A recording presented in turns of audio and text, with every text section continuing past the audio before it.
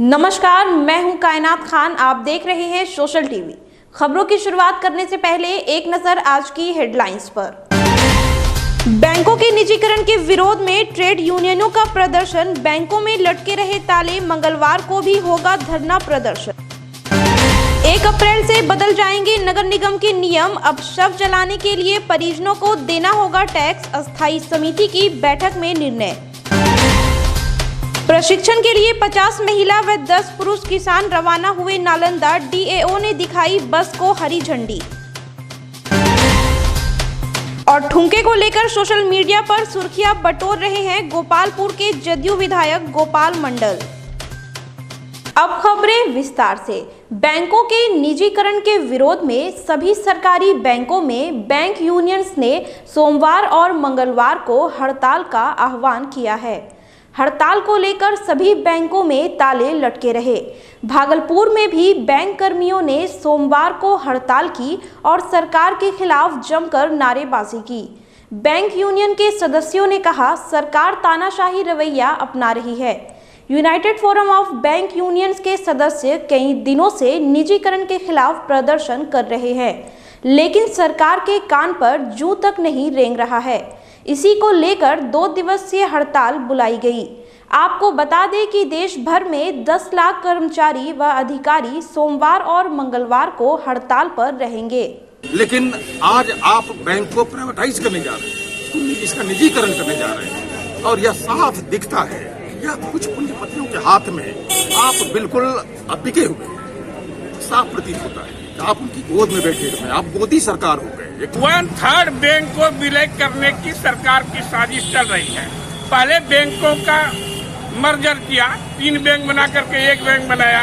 Next step में bank को विलय करने की नीति बनाया है। 1 अप्रैल से भागलपुर शहर में रहने वाले लोगों के लिए कई नियम बदल जाएंगे।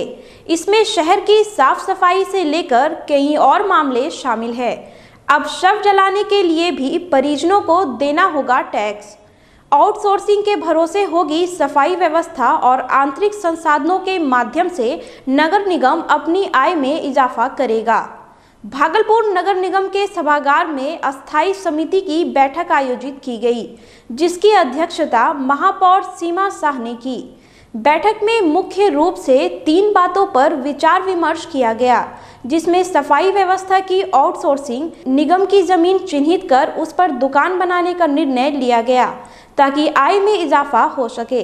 गर्मी के दिनों में पेयजल की समस्या से शहर को निजात दिलाने के लिए रणनीति तय की गई। बैठक में प्रभारी नगर आयुक्त प्रफुल्ल चंद्र यादव, उप महापौर राजेश वर्मा, अस्थायी समिति के सदस्य व नगर निगम के अधिकारी मौजूद थे।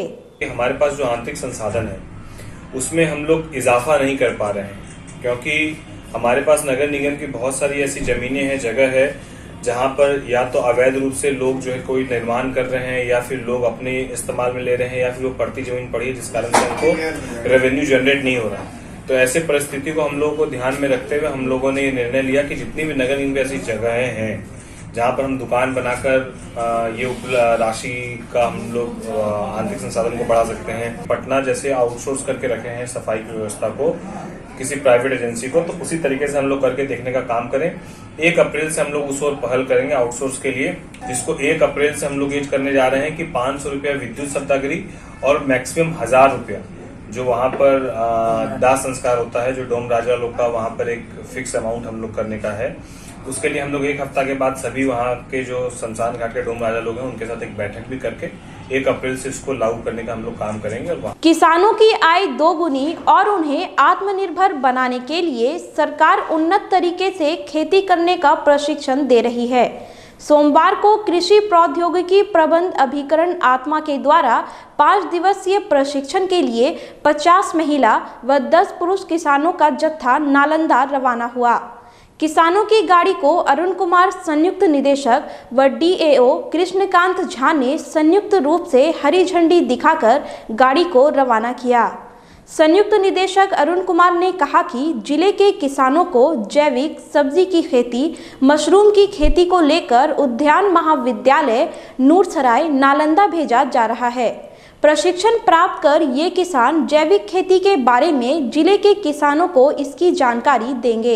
ये लोग का 5 दिन का आवासीय प्रशिक्षण है, वहाँ पे रहेंगे ये लोग, वहाँ से सीख कर आएंगे कि किस तरह का सबसे जैविक सब्जी का उत्पादन किया जाता है और आकर के यहाँ पर अपने किसानों को, अपने गांव में अपने भाई बहन को, पड़ोसी को सिखाएंगे इसके लिए। सब्जी की जैविक खेती और मशरूम की खेती कैसे ढंग से करें ताकि आमदनी बढ़े हमारे किसानों की, इसके लिए हम लोग भेज रहे हैं 5 दिन के लिए।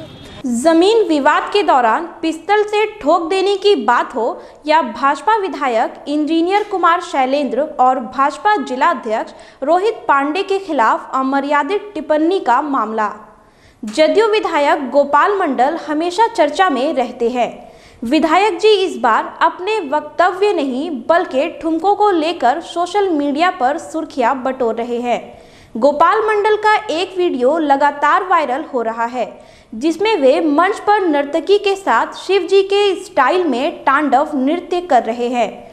नवगछिया में गोपाल गौशाला स्थित शिव मंदिर में महाशिवरात्रि पर जागरण कार्यक्रम का आयोजन किया गया था।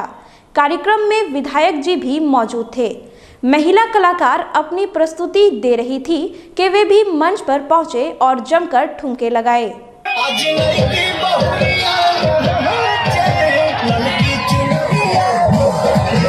पुलिस बर्बरता के खिलाफ भागलपुर में ई रिक्शा चालकों ने सोमवार को अपनी गाड़ियां खड़ी कर विरोध प्रदर्शन किया। पुलिस के रवैये से नाराज ई रिक्शा चालकों ने उल्टा पुल, नौलखा, तिलका मांझी चौक व अन्य जगहों पर प्रदर्शन किया। ई रिक्शा चालकों का कहना है कि चौक चौराहों पर पुलिस द्वारा गाड़ियों पर जबरन लाठियां चलाई जाती है तो कभी बेवजह मनमाने ढंग से चालान काटे जाते हैं।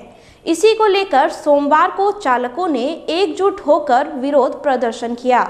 पुलिस के काफी मनोबल के बावजूद भी ई रिक्शा चालक विरोध प्रदर्शन करते रहे।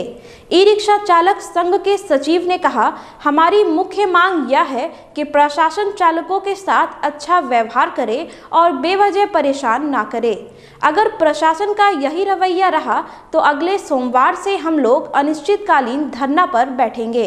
पूछे बिना गच्चे ऐसे ही पकड़ लिया जाता है और 2000 रुपया 4000 रुपया फाइन दो जी, 200 रुपया 300 रुपया, क्या तरीका है ये? केंद्रीय ट्रेड यूनियनों एक2, C2 व सेवा ने देशव्यापी आह्वान पर भागलपुर रेलवे स्टेशन के समक्ष प्रदर्शन कर निजीकरण का विरोध किया।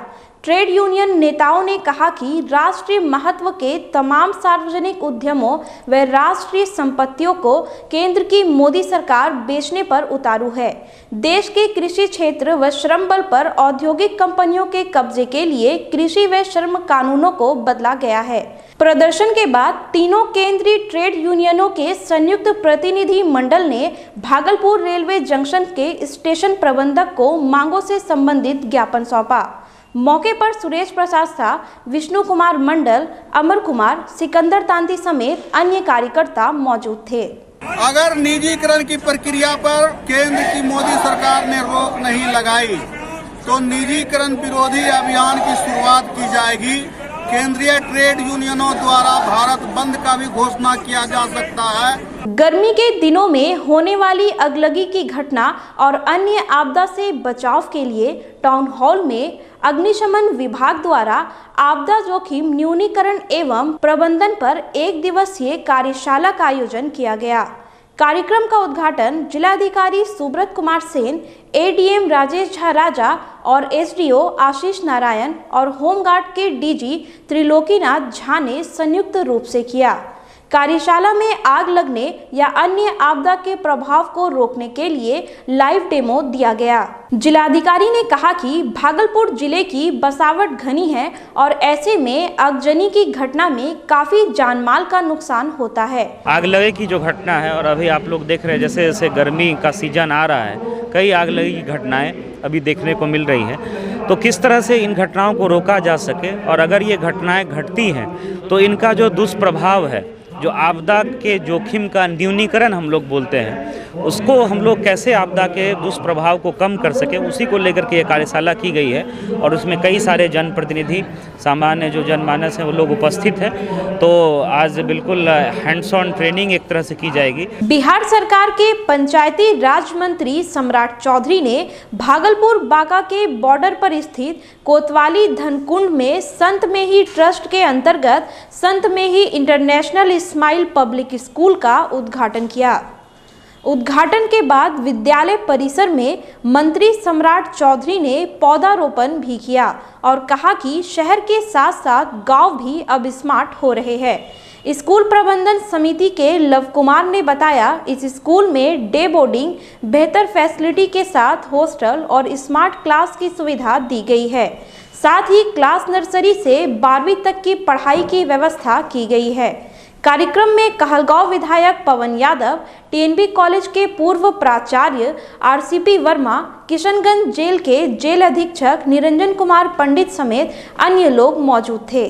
होना ही नहीं है। इसी काम के लिए हम लोग को दायित्व मिला है कि जिस तरह शहर में स्कूलों को स्थापित किया गया है, वहाँ लाइन होता है, वहाँ कचरा प्रबंधन का काम किया है, गाँव को भी स्मार्ट बनाया। बानी मदरसा इस्लामिया रहमिया के तत्वावधान में शहर के उलेमा, बुद्धिजीवी और विभिन्न संगठन के प्रतिनिधियों की बैठक सोमवार को हुई, जिसकी अध्यक्षता अब्दुल जलील नईमी ने की।